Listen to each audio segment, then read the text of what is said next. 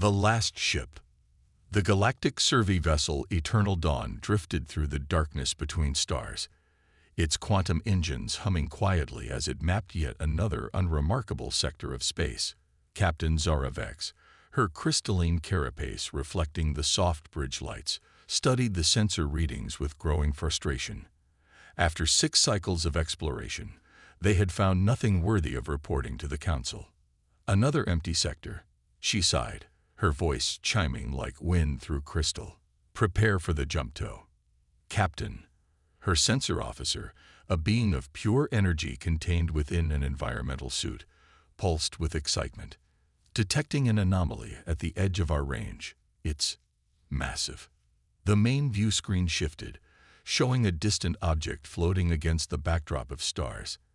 As the Eternal Dawn drew closer, the object's true nature became clear. It was a ship, but not like anything in the known galaxy. Its hull was midnight black, absorbing all light that touched it, stretching nearly 5 kilometers from bow to stern. Life signs? Zara asked, her crystalline form vibrating with anticipation. Thousands, the sensor officer responded, but they're in some form of stasis. And Captain, they're human. The bridge fell silent. Humans were considered extinct, having vanished from the galaxy over 50,000 years ago. Their homeworld, Earth, was now a protected memorial world, visited only by scholars studying their brief but fascinating civilization. Impossible, Zara whispered. Yet the evidence was undeniable. The ship's design matched recovered human artifacts, but its technology was far more advanced than anything humanity was thought to possess. As they approached, the ancient vessel suddenly came to life. Lights flickered across its hull, and a transmission reached their communications array. The message was simple, in perfect modern galactic standard. Greetings, travelers. We are the Ark ship legacy. Our sensors indicate sufficient technological advancement. Initiation Protocol Alpha is now active. Before Zara could respond, the massive ship began to change. Its surface shifted like liquid metal, panels opening to reveal arrays of technology that defied analysis. Their sensors showed power readings that shouldn't have been possible from a ship so old. Captain, her first officer reported, we're detecting changes in the stasis pods. They're beginning a revival sequence. Zara felt the weight of history pressing down on her crystalline shoulders. The discovery of living humans would shake the galaxy's foundations. But why had they hidden away? Why send just one ship into the depths of space? The answer came in the form of a hologram materializing on their bridge. A human female, her dark skin and white hair marking her as someone of authority, smiled at them. I am Dr. Sarah Chen, Chief Administrator of the Legacy Project.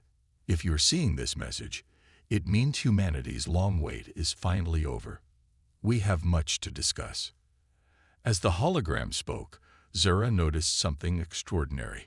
The human ship systems were interfacing with their own, upgrading and enhancing their technology faster than their security could respond. Yet it wasn't an attack. It was more like teaching. You may be wondering why we sent just one ship. The hologram continued. The truth is simple. We only needed one. What you see before you isn't just a vessel. It's the culmination of human ingenuity, carrying within it the seeds of our Renaissance. The sensor officer's containment suit flickered with astonishment. Captain, the ship. It's not just a ship. It's a self-replicating factory, a library of human knowledge, and something else. Something our sensors can't even comprehend. Dr. Chen's hologram nodded. We chose to wait until the galaxy was ready. Our scientists predicted it would take approximately 50,000 years for the necessary technological foundation to develop. Now we can share what we've learned, what we've become. The first of the stasis pods were beginning to open. Medical readouts showed the humans were in perfect health, their bodies enhanced with technology that seemed to blur the line between organic and artificial. Captain, the first officer interrupted. The Galactic Council is demanding an immediate report. What should I tell them? Zara watched as more systems throughout her ship received upgrades from the human vessel. Each change was elegant, perfect, as if the humans had spent millennia planning exactly how to improve every piece of technology they might encounter. "Tell them," she said finally, "that everything we thought we knew about humanity was wrong. They didn't send one ship because they were desperate. They sent one ship because that's all they needed." Dr. Chen's hologram smiled again. "Let us show you why." First contact redux. The Galactic Council chamber had never been so crowded. Representatives from over 1,000 species packed the vast amphitheater, their varied forms creating a living tapestry of evolutionary diversity. At the center stood Dr. Sarah Chen, now fully awakened from stasis, facing the Council's inner circle with quiet confidence. "You're saying," Council Leader Xith, a being of pure thought and light, pulsed with disbelief, "that humanity deliberately went into hiding, that this wasn't an escape attempt, but a planned waiting period." "Correct," Sarah replied, her augmented eyes scanning the crowd.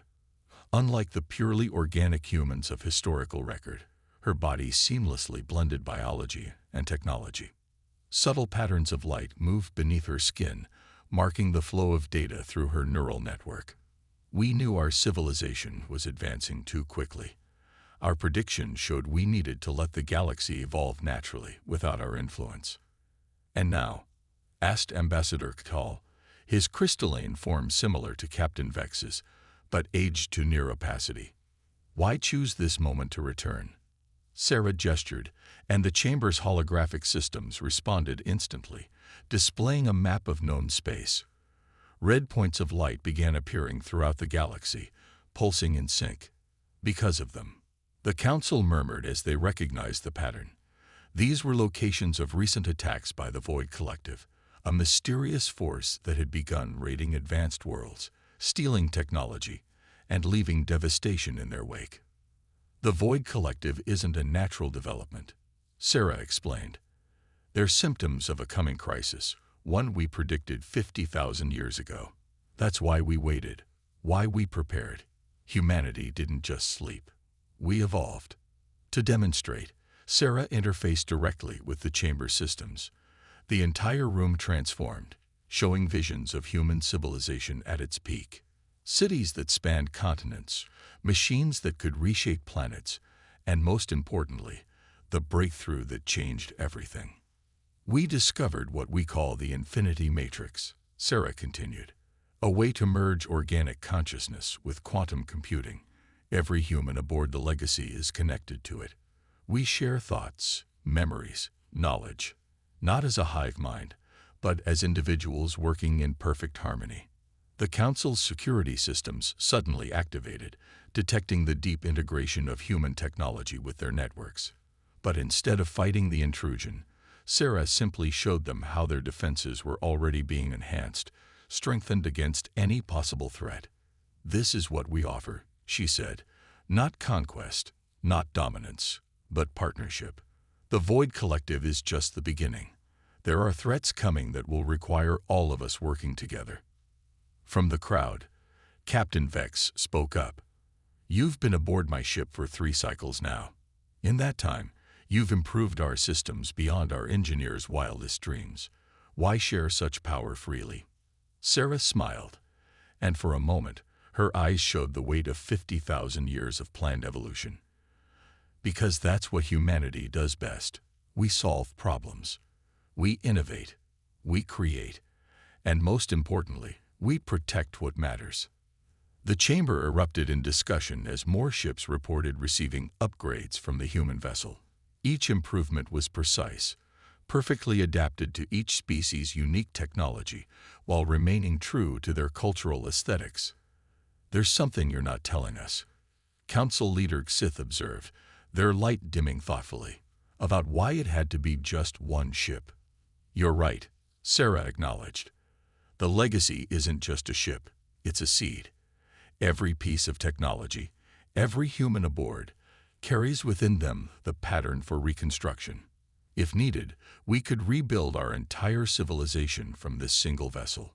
But more importantly," she paused, and the chamber systems showed a new image, the Legacy transforming, its hull flowing like liquid metal, reconfiguring itself into something else entirely.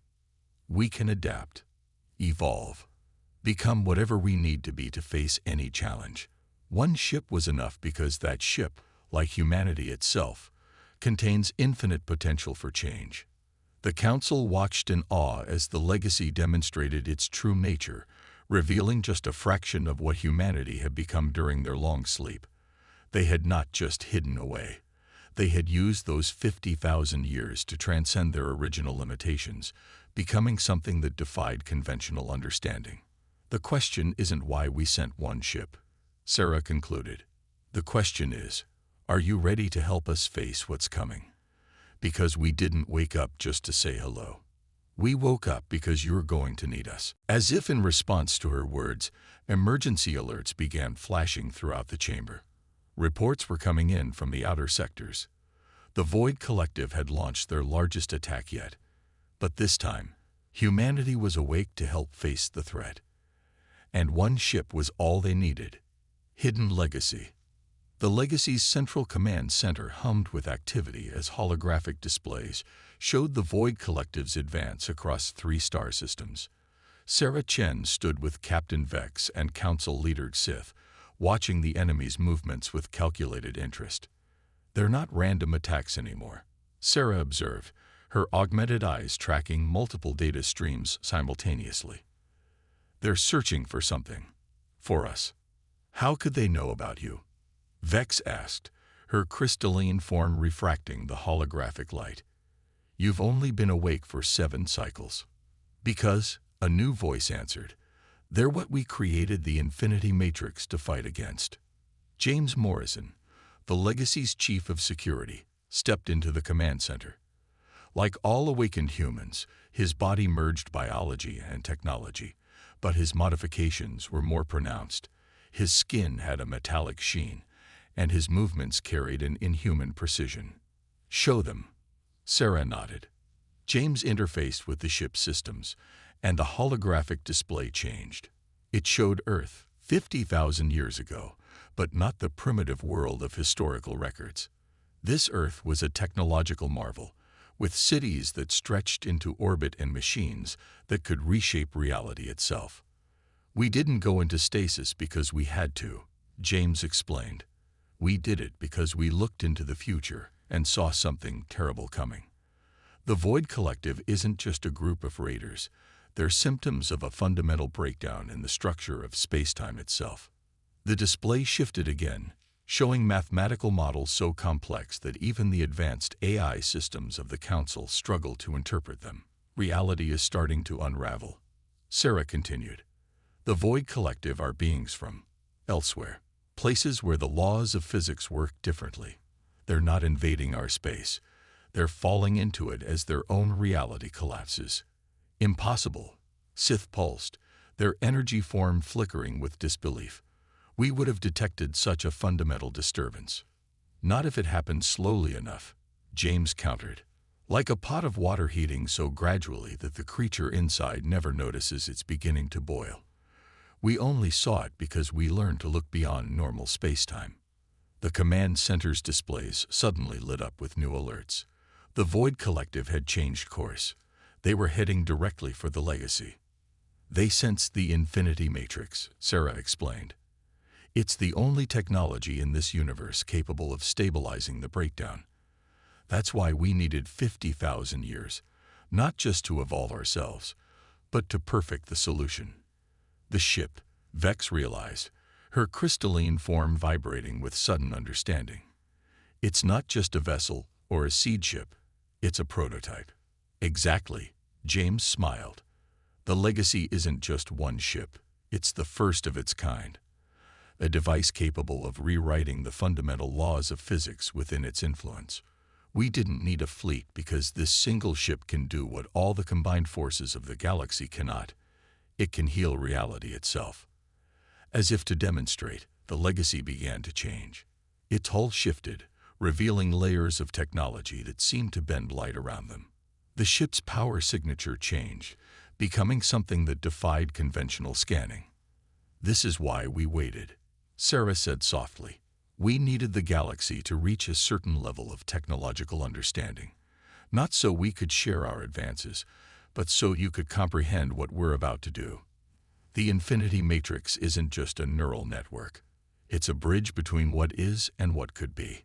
The Void Collective's forces were visible now, their ships looking wrong somehow, as if they were partly out of phase with normal space. They moved in ways that shouldn't have been possible, leaving trails of distorted reality in their wake. "We have a choice to make," James announced to the gathered representatives. "We can fight them conventionally, a battle that might last centuries and devastate the galaxy. Or we can show you why humanity only needed one ship," Sarah finished. "But we need your trust. What we're about to do will change everything. Forever."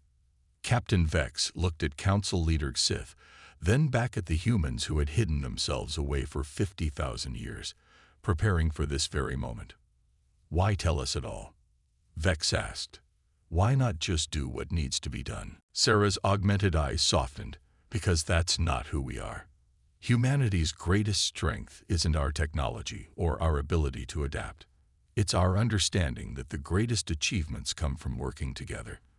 We could save the galaxy alone, but should we?" The Void Collective's ships entered weapons range, their very presence causing reality to warp around them. The time for discussion was over. The fate of the galaxy now rested on a single human ship and the trust of 1,000 alien species. The coming storm. Reality itself seemed to bend as the Void Collective's ships approached the Legacy. Space twisted around their vessels, creating distortions that made normal sensors useless. In the command center, Sarah Chen and James Morrison stood calmly while their alien allies watched in mounting concern. "Their weapons are powering up," Captain Vex reported, her crystalline form vibrating with tension. "Energy signatures unlike anything we've ever encountered." "Not weapons," Sarah corrected softly. "They're trying to tear open the fabric of space-time, to pull more of their kind through." The Legacy's external cameras showed the horrifying truth. The Void Collective ships were changing shape, their hulls flowing like liquid darkness as they reached out with tendrils of pure void. Where these tendrils touched normal space, reality began to fragment. "Now," James said quietly, "watch what one human ship can really do." The Legacy began to transform. Its hull rippled and flowed, revealing layer after layer of impossible technology. Points of light appeared across its surface, each one a focal point for the Infinity Matrix's power. The ship wasn't just changing its shape, it was changing the nature of space itself around it. "The Infinity Matrix," Sarah explained as she interfaced directly with the ship's systems, "isn't just a neural network or a reality-altering device. It's a template for what reality should be. Think of it as an immune system for the universe itself." The Void ships launched their attack. Beams of anti-reality struck the Legacy, attempting to unmake it at a fundamental level. But where these attacks landed, they found something unexpected: order imposed upon chaos. Humanity spent 50,000 years not just evolving our bodies and minds. James continued, his augmented form glowing with power as he joined the ship's network. "We evolved our understanding of reality itself. We learned how to write the rules of existence." The Legacy began to emit a field of pure order, a wave of stabilized reality that spread outward like ripples in a pond. Where it touched the Void ship's distortions, the fragments of broken spacetime began to heal. "They're not attacking randomly anymore," Vex observed, watching through the command center's windows. "They're retreating." "No," Sarah said grimly. "They're gathering. What you're about to see is why they feared us enough to try attacking before we fully awakened." The Void ships merged together, forming a singular mass of twisted spacetime that dwarfed even the Legacy. It was a sight that defied comprehension, a hole in reality itself, trying to tear its way fully into their universe. "All human personnel," James broadcast through the ship's networks, "initiate Infinity Protocol Alpha. This is what we prepared for." Every awakened human aboard the Legacy joined their consciousness through the Infinity Matrix, not as a hive mind, but as a symphony of individual minds working in perfect harmony. The ship's power signature changed, becoming something that even the advanced sensors of the Council couldn't interpret. What you're about to witness, Sarah explained to their alien allies, is why humanity chose to wait 50,000 years. Not because we needed to hide, but because the galaxy needed time to be ready for what comes next. The legacy began to glow with a light that seemed to come from everywhere and nowhere at once. It wasn't just bending reality. It was redefining it. The laws of physics themselves began to shift within its influence. Every human aboard this ship, James said, his voice resonating with the combined power of thousands of linked minds, carries within them a piece of the pattern, the template for how reality should be. Apart, we're powerful. Together, the void entity struck, attempting to tear the legacy apart at a quantum level. But where its anti-reality touched the human ship, it found something impossible, a perfect fusion of order and chaos, of technology and consciousness, of past and future. This, Sarah declared as the legacy began its final transformation, is why we only needed one ship. Because this ship isn't just a vessel. It's humanity's gift to the galaxy, a key to understanding reality itself. The battle that followed would be remembered for millennia to come. One human ship against a tear in the fabric of reality itself. And in that moment, the galaxy finally understood why humanity had waited so long to return. They hadn't been hiding. They had been becoming something more. New dawn. The galaxy had changed. 1 month after the battle with the Void Collective, representatives from every known civilization gathered at the newly constructed Unity Station, built at the site where a single human ship had rewritten the laws of physics to save reality itself. The station's grand observatory offered a perfect view of the legacy, now transformed into something that defied traditional classification. Its hull shimmered with patterns of light that seemed to stabilize space-time itself around it, creating a bubble of perfect order in an increasingly chaotic universe. The breakdown hasn't stopped, Sarah Chen explained to the assembled council, her augmented form now permanently interfaced with the Infinity Matrix. But now we can contain it, guide it, even use it to strengthen the fabric of reality itself. The observatory's displays showed the changes spreading throughout the galaxy. Where the Void Collective had torn holes in space-time, new structures were forming. Crystalline lattices of stabilized reality anchored by human technology. What exactly did your ship become? Captain Vex asked, her crystalline form reflecting the strange new light patterns that permeated space. James Morrison, now more energy than matter, smiled. Not just the ship. All of us. The legacy was never meant to be just a vessel or a weapon. It was a chrysalis. The displays shifted to show the thousands of awakened humans, each now evolved far beyond their original forms. Some had become beings of pure energy, others existed as patterns in the quantum foam of space itself. Yet they remained undeniably human in their determination to protect and preserve. We spent 50,000 years in stasis, Sarah continued, not just sleeping, but allowing the Infinity Matrix to guide our evolution. We became what the galaxy needed, living anchors of reality itself. Council leader Xith pulsed with understanding. You're not just healing the damage, you're rebuilding the fundamental structure of space-time. Yes, James confirmed, but we can't do it alone. The pattern we've created needs to be maintained by all sentient life. That's why we waited. We needed the galaxy to reach a level of development where you could understand and participate in what comes next.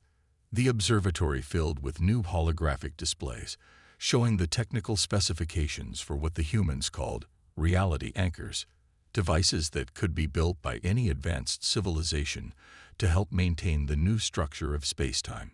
We're not here to rule or dominate, Sarah explained. We're here to teach, to share, to help every species become part of the solution. The Void Collective wasn't an enemy to be destroyed. They were a warning of what happens when reality itself begins to break down.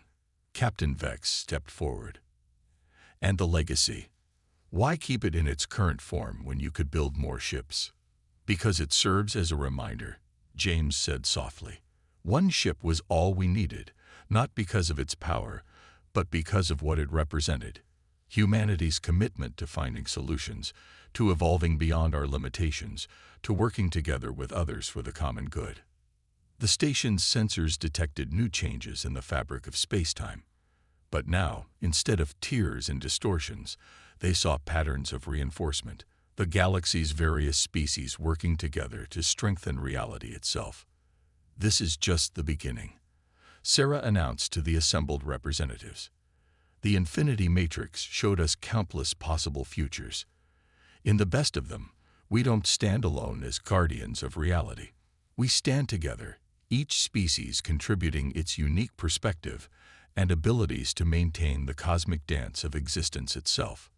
The legacy pulsed with new energy, sending waves of stabilizing force throughout the galaxy. But now, it wasn't acting alone.